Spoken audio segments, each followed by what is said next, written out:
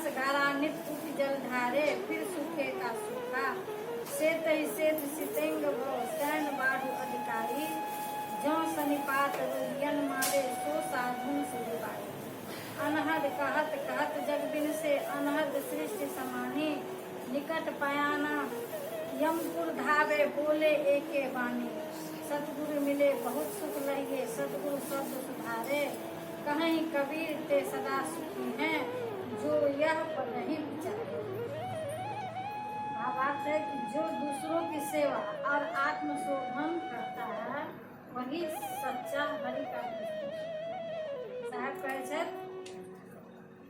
मनुष्य न आत्मचिंतन करता है और न उनकी गलती छूटती है। आत्मचिंतन अहाँ करबे तखने अहाँ के गलती अपन पता चलत कि हम गलत कतौ छी। जखन आत्मचिंतन नहीं करबे तो गलती के कतौ पते नहीं चलत।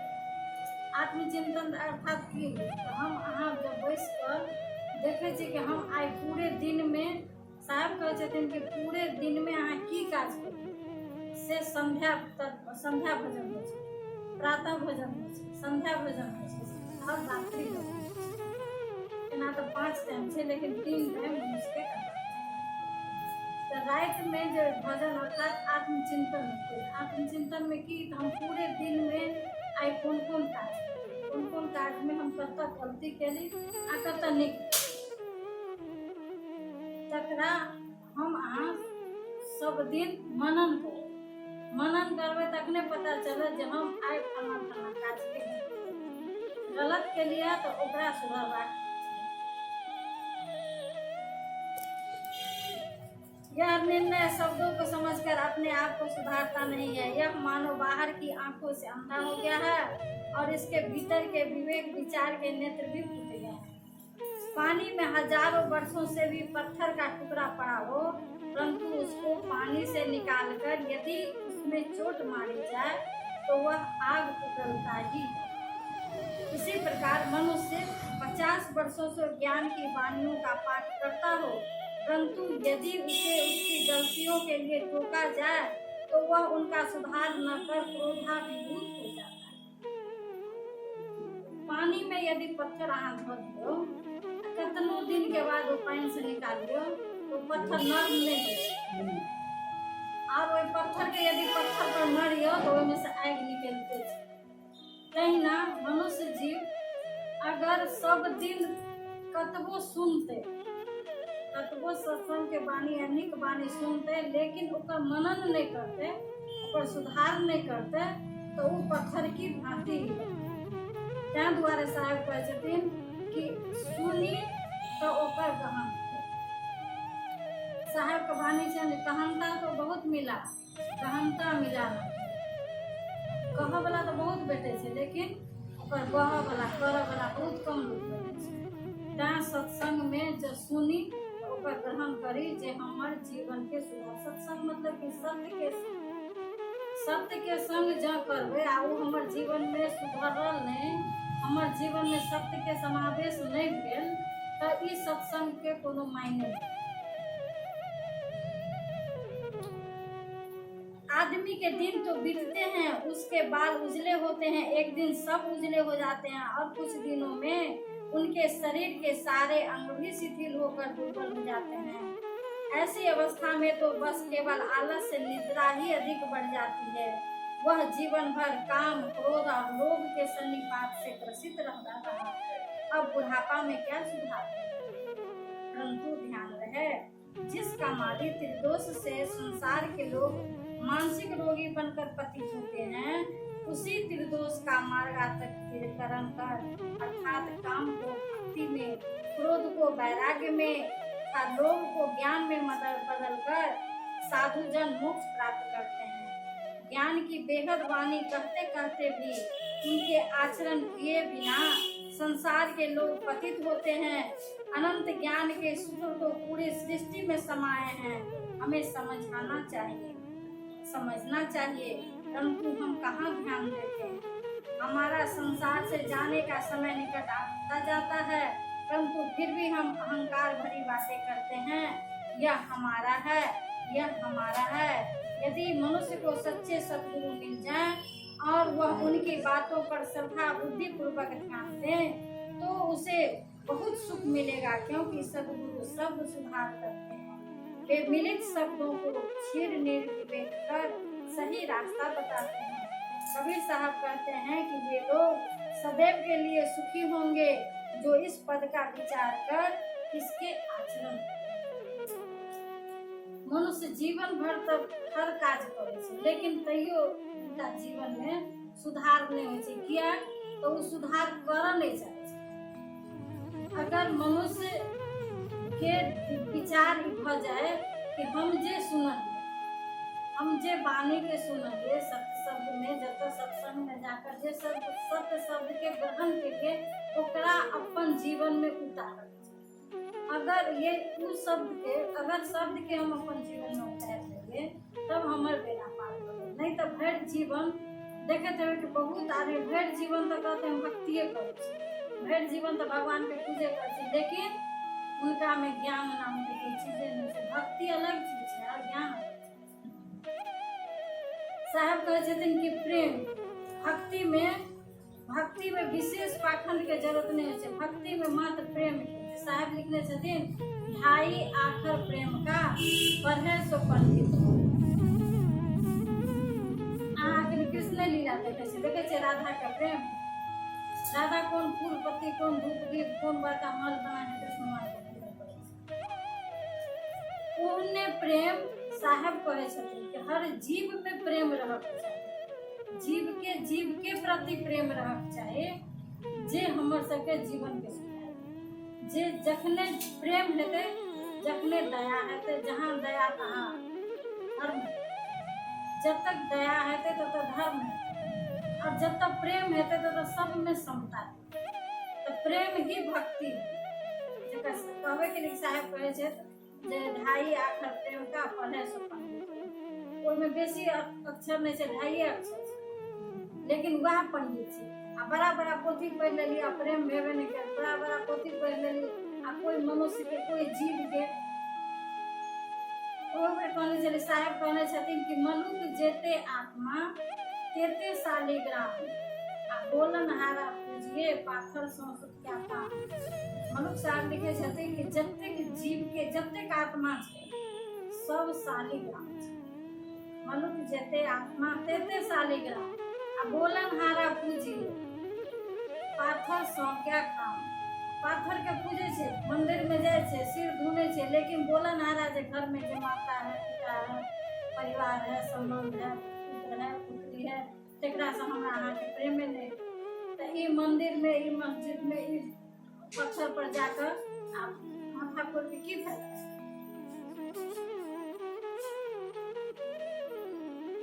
ना हरि भजस ना आदत छूटी।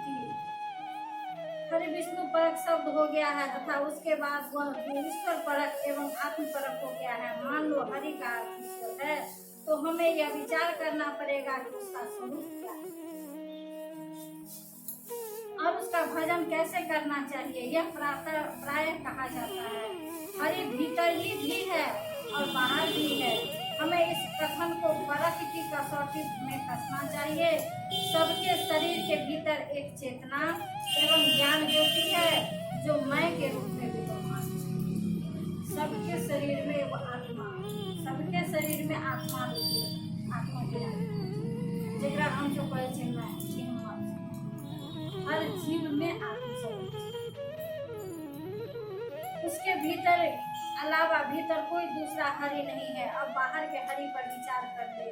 यह मानना है कि इस समस्त जड़ ब्रह्मांड में एक चेतन हरि व्याप्त है और वही ब्रह्मांड की सारी क्रिया करता है। एक असमीक्षात्मक दृष्टि है। इस दृष्टि के मूल में है पूर्व ग्रह और जड़ तत्वों के शासक नियमों का ज्ञान। हम विश्व सत्ता के नियम को जानना भी नहीं चाहते क्योंकि हमें भय है कि इससे हमारा सर्वव्यापी ईश्वर भूल जाएगा। परंतु इस जड़ प्रकृति एवं ब्रह्मांड के भीतर किसी चेतन ईश्वर के रूप में नियामक को खोजना ब्रह्म के अलावा कुछ नहीं। हमसे बाहर जो यह प्राणियों का समूह है यही बाहर का हरि है। एक व्यक्ति विशिष्ट तथा सभी व्यक्तियों का समूह समिष्ट कहलाता है। जन भाषा में पंच परमेश्वर है अतएव हर व्यक्ति के लिए उसकी अपनी आत्मा भीतर का हरि है और उससे बाहर प्राणी जगत बाहर का हरि है। अब थोड़ा भजन पर विचार करते हैं। विद्वानों ने भजन का मुख्य अर्थ सेवा माना है और दूसरा अर्थ स्मरण और चिंतन। भजन के अर्थ स्वतः तथा विभाजन भी किया गया है। अतएव हमें भजन में क्या करना चाहिए? सेवा, स्मरण, सत्य बोध एवं विभाजन करना चाहिए। जो हरि बाहर है उसकी सेवा तथा जो भीतर है उसका। भजन मतलब कि गीत में हम गीत गाए बजे आप भजन मतलब है कि जे बाहर के हरि है, बाहर के परमात्मा है ओकर सेवा। बाहर के परमात्मा का जब तक जीव है, ये नहीं कि खाली मनुष्य के, हर जीव मात्र पर दया करे। तो बाहर के जब तक जीव छे तक सेवा करिए, कि बाहरी भजन है और अपन आत्म चिंतन करिए। हमरा चाहिए ठीक से बैसू ना, नहीं देखा है इनकर माता हां ठीक से सीधा बैठो ना, ठीक से माता के चिल्लावे इनकर यहां पे।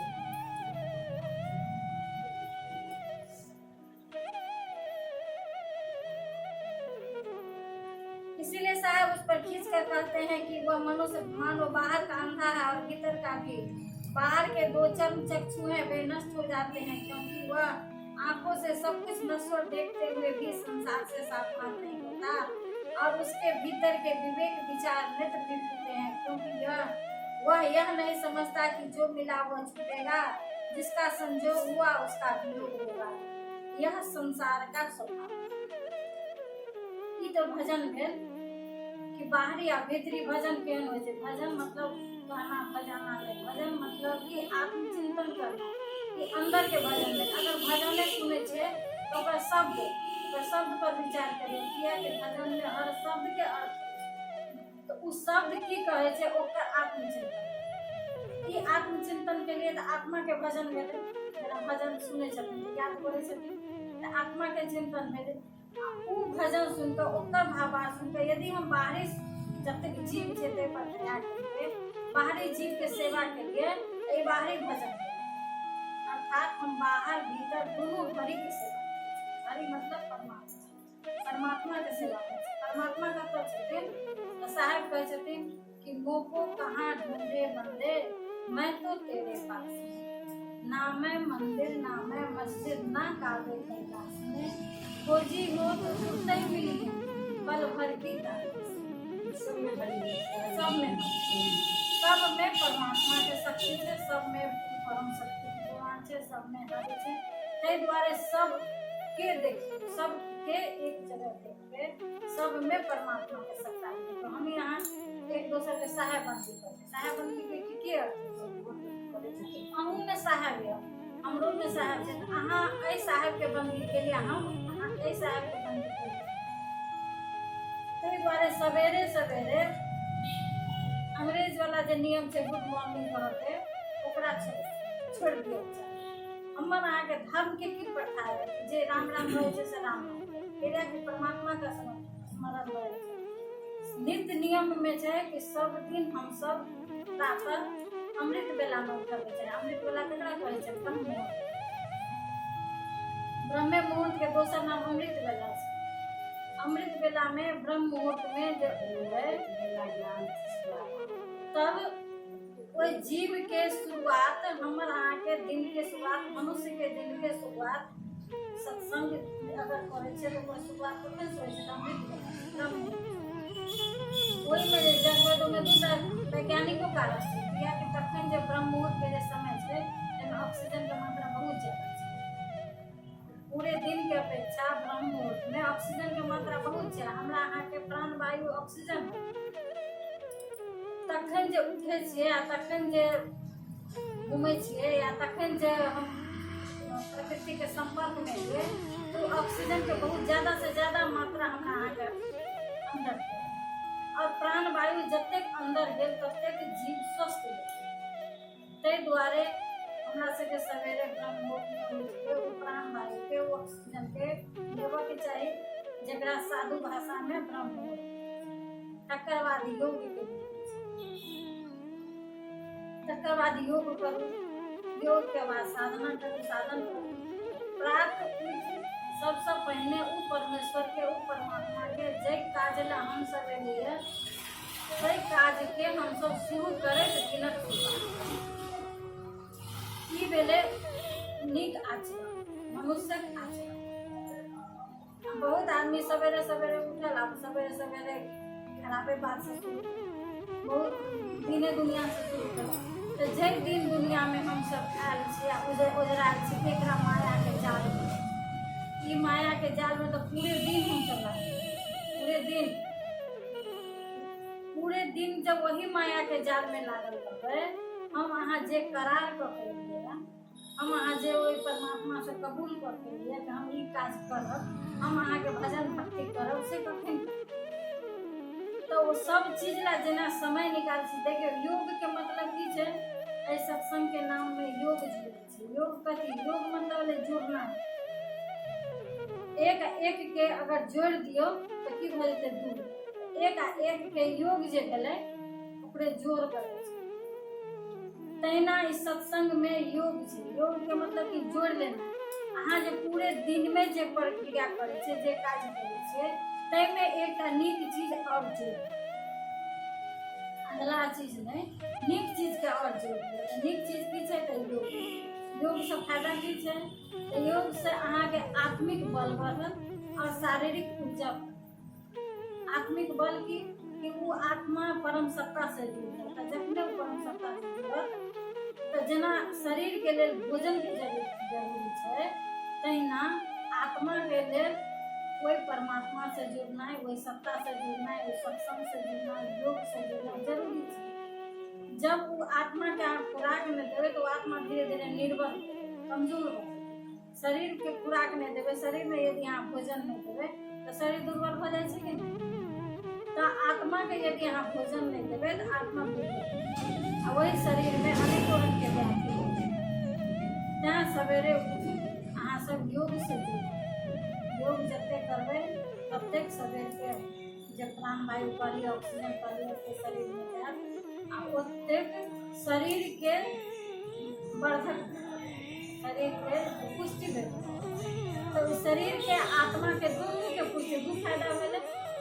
एक समय में दूटा फायदा, दूटा फायदा। त्या द्वारा योग मतलब कि जुड़, अच्छा चीज से जुड़।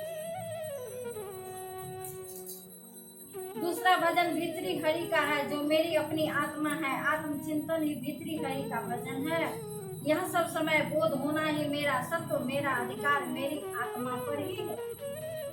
मैं ही मेरा हूँ, और ऐसा समझकर अपने चेतन स्वरूप को समस्त जड़ वर्ग से अलग कर लेना सच्चा हरि भजन है। आत्मचिंतन रूपी हरि भजन से ही गलत आदतें छूट सकती है।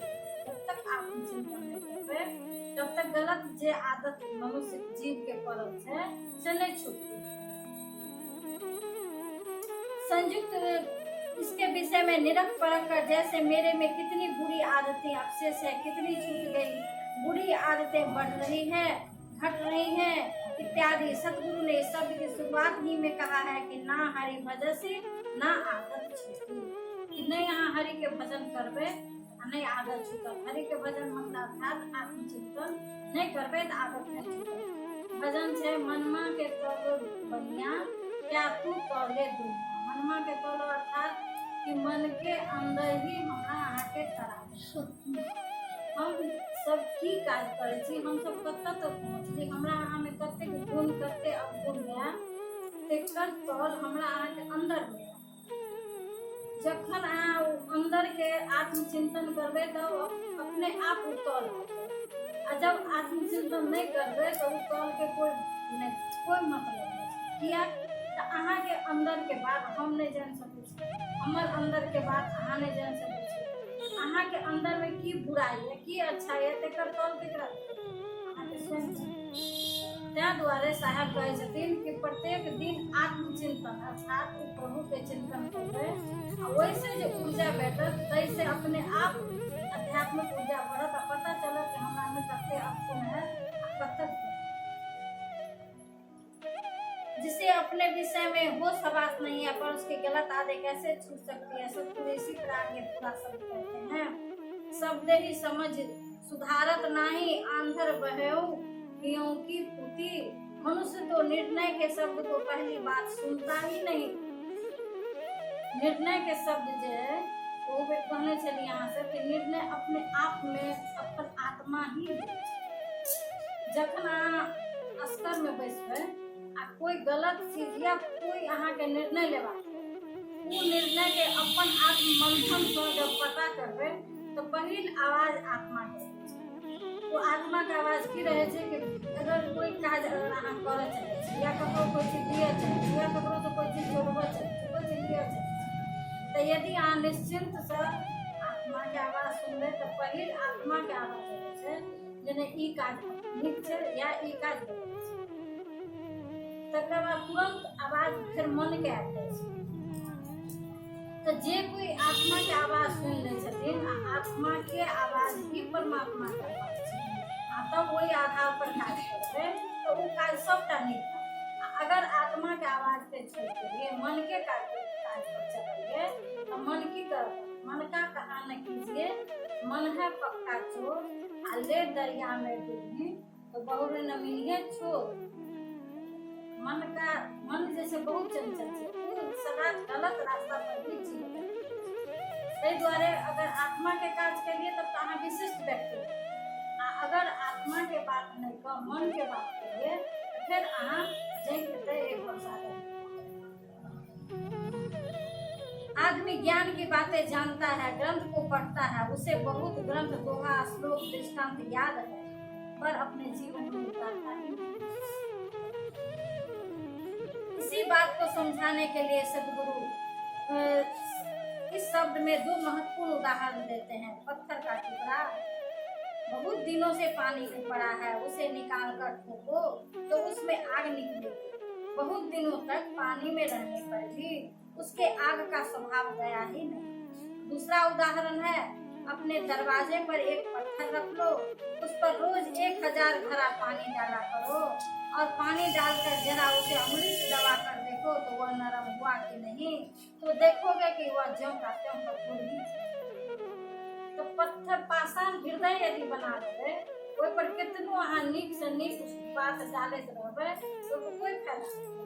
ताहि द्वारे हृदय अर्थात परमात्मा के घर के जतेक साफ करबै, साफ कथी से या सत्संग के झाड़ू जो मारते संत के वाणी की होइ छै तो साबुन के काज। तो ई साबुन से जेना कपड़ा अहाँ पहिरे छियै तो कपड़ा के की करे छै साफ करे छै कथी से साबुन पानी से। तो तहिना ई आत्मा के साफ करे ला सत्संग छै। इस सत्संग में जेबे वाणी जे सुनबे तो आत्मा पर जे मैल रहे छै से सेत सितंग भव सैन बाढ़ अधिकार। आदमी असावधानी में ही जीवन का समय बिता देता है। वह अपनी जवानी एवं स्वस्थ अस्वस्थ को विषय भोग राग द्वेष एवं प्रपंच में नष्ट कर देता है। धीरे धीरे उसके बाल पकने शुरू होते हैं। जब उसकी मूंछों में इक्के दुक्के बाल पकते हैं तब उन्हें उखाड़ फेंकता है। जब कई पकने लगते हैं तब कैंची से काट देता है। मनुष्य के पास बहुत सारा और जब ज्यादा पकने लगता है तो काला रंग लगा लेता है। परंतु बाल बढ़ने पर नीचे से उल्टे ही निकलते हैं और वे साक्षी देते हैं कि हम पक गए। परमात्मा के हम से नोटिस अबै छै।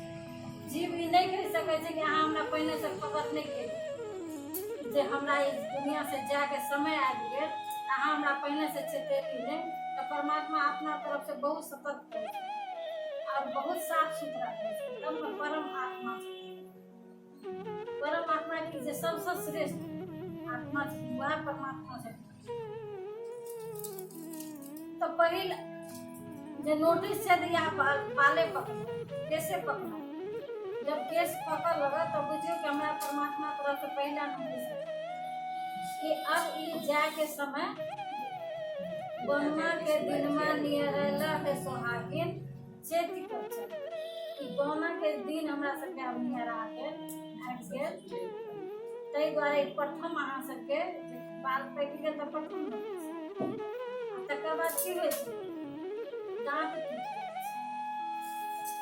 बाल के बाद दांत के नंबर रहे छै ना तो दांत टूट गेल ई दोसर नोटिस कि अब दोसर नोटिस है कि अहाँ के दांत टूट गेल दांतो दोसर टूटै से पहिने आँखि रोशनी कम भऽ जाइ छै बाल के बाद आँखे के रोशनी कम होइ छै आँखे के रोशनी में दोसर नोटिस कि आँखि सबके चश्मा हाँ आ तेसर नोटिस है दांत के कि दांतों टूट गया तो तेसर नोटिस है चौथा नोटिस है कि कमर के झुक गए झुक जाए छै ना सब चीज तो बहुत सब आ जाए छै ई सब नोटिस है कहला सतर्क वाला भजन छै जे उठो मुसाफिर बिस्तर बांधो गाड़ी आने वाली है और चढ़ल की कर दे तो सत्य नाम का टिकट कटा लो झंडी होने तो नोटिस आबि गेल अब नोटिस आबि के अहाँ हम सतर्क भऽ जाउ कतेक जीव छी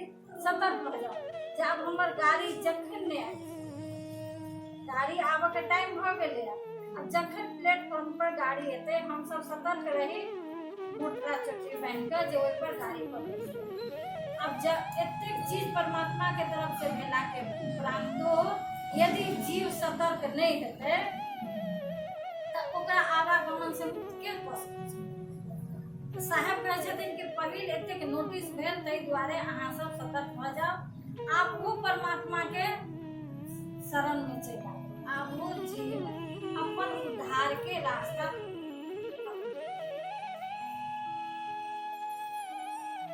सतगुरु इस पंक्ति में एक बात बहुत मार्मिक करते हैं वे कहते हैं कि जिस मानसिक सन्निपात से जिस काम क्रोध तथा लोभ के प्रभाव से संसारिक आदमी पतित होते हैं उन्हें साधु जन दूसरे मार्ग में बदल देते हैं और उनके द्वारा मुक्ति प्राप्त करते हैं शक्ति का दुरुपयोग पतन कारक है तथा सदुपयोग कल्याण कारक है अगर परमात्मा शक्ति हमारा जीव के देने है यदि मनुष्य के परमात्मा के तरफ से शक्ति भेटल छै तो शक्ति के सदुपयोग करल अपन भलाई अपन कार्य तो दुनिया में सब करे छै एकटा कीटो प्रथम छै सेहो अपन बाल बच्चा ला अपन परिवार ला एगो बिल बना दै छै एगो घर बना दै छै एगो चिड़ियो छै से अपन एकटा घोंसला बना दै छै अपन बाल बच्चा तो हम मनुष्य जीव यदि घरे बनेगी बाले बच्चा के खेली तो कौन बहुत बड़ा काज क्या एते काज तो प्रकृति के जतेक जीव जंतु छै सब करे छै लेकिन जो हम दोसर के उपयोग है दोसर के वैसे कल्याण होए दोसर के हमरा से उद्धार होए ई काज करे के लिए तखन हमारा के जीवन के सब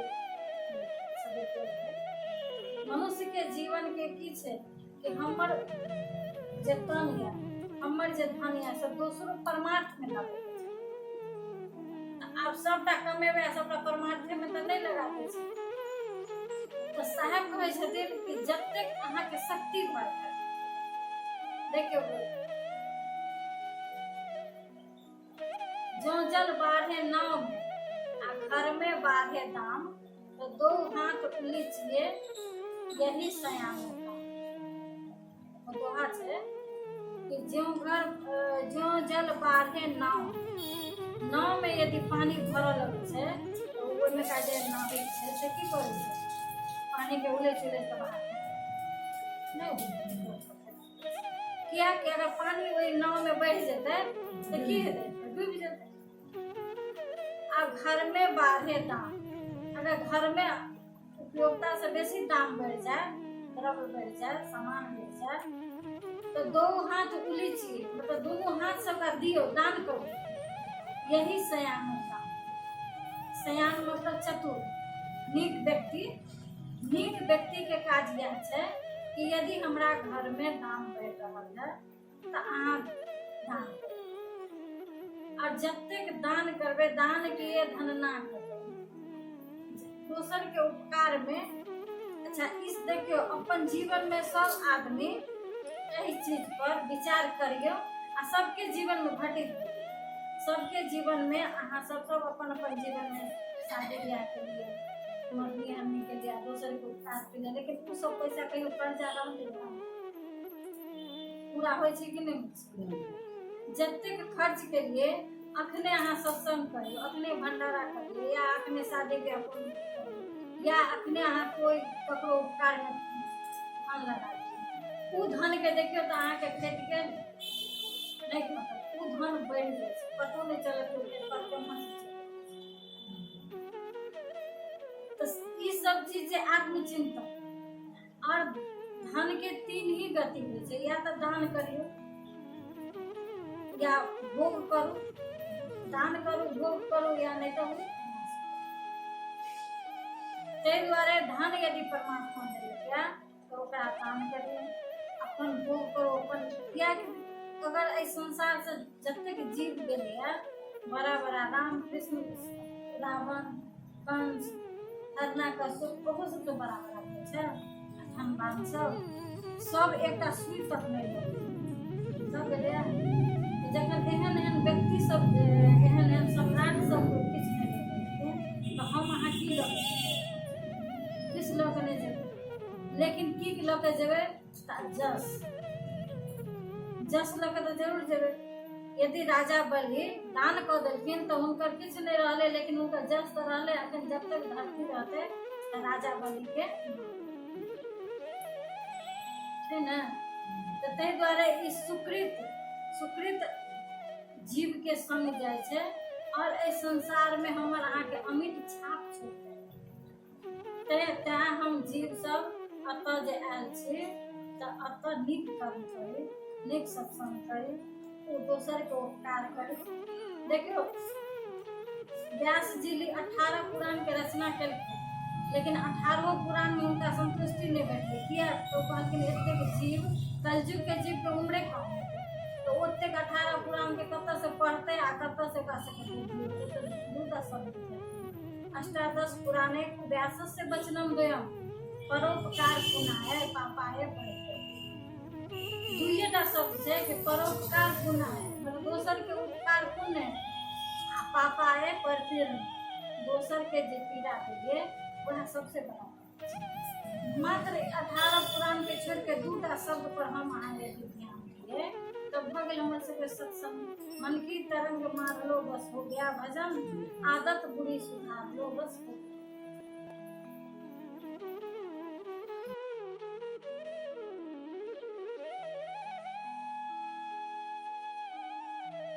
क्रोध एक विकार है जो किसी द्वारा हमारे प्रतिकूल घटना होने पर मन में उठता है।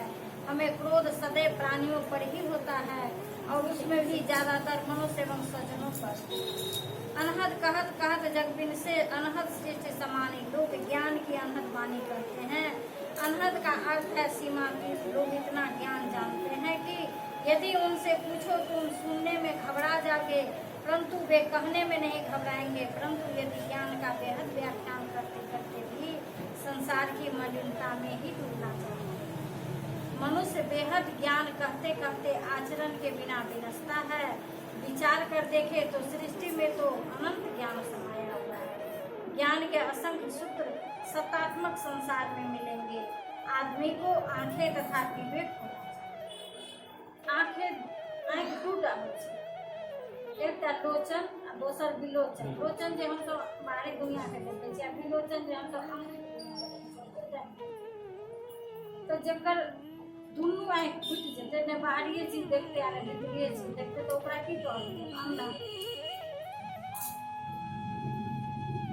निकट पयाना यम को ढाबे बोले एके बानी, शास्त्र ज्ञान का बोझा ढोते ढोते संसार से प्रयाण करने का समय निकट आता जाता है। हम रोज मौत के पास सरकते हैं। हम अहाँ की कहै छियै कि हमर अहाँ के उम्र बढ़ ने, अहाँ कहै छै जे बच्चा के उम्र बढ़ले 5 बरस भेलै, 10 बरस भेलै, 25 बरस भेलै। हम अहाँ अपने के कहै छी कि आब हम सब पढ़ि गेली, 50 बरस भऽ गेलै, 60 बरस भऽ गेलै, बढ़ल नहि घटि गेल। जब तक हमरा अहाँ के उम्र भेटल, जब तक सांस भेटल, ताहि में एतेक और के साहब कहै छथिन कि घटनी को बढ़नी जे हम सब हटि रहल छी तकरा हम सब बढ़मता कहि रहल छी। हम सब कहि रहल छी सतगुरु मिले बहुत सुख लइए, सतगुरु शब्द सुधारे। सच्चे सतगुरु का मिलना जीवन की बहुत बड़ी सुखद घटना है। हम धर्म शास्त्रों के नाम पर बहुत वाणियों को पढ़ते सुनते हैं, परंतु स्वयं परख न होने से उनमें दिग्भ्रमित बने भटकते रहते हैं। सतगुरु शब्द सुधारे, सतगुरु शब्दों का सुधार करते हैं। वे रोचक, भयानक तथा यथार्थ के मिलित वाणियों में भी यथार्थ को निकालकर सत्य वस्तु दर्शाते हैं और यह भी बता देते हैं कि यह बातें धर्म अध्यात्म एवं भगवान के नाम पर चलाया गया जाल है। पारखी सतगुरु बताते हैं कि सारी वाणियां जड़ चेतनात्मक विश्व सत्ता की व्याख्या करती है। इसमें यह ध्यान रहे, किसी वाणी के वैसा कहने से विश्व सत्ता वैसी नहीं होती, किंतु विश्व सत्ता जैसी है वैसा कहने वाली वाणी ही सही मानी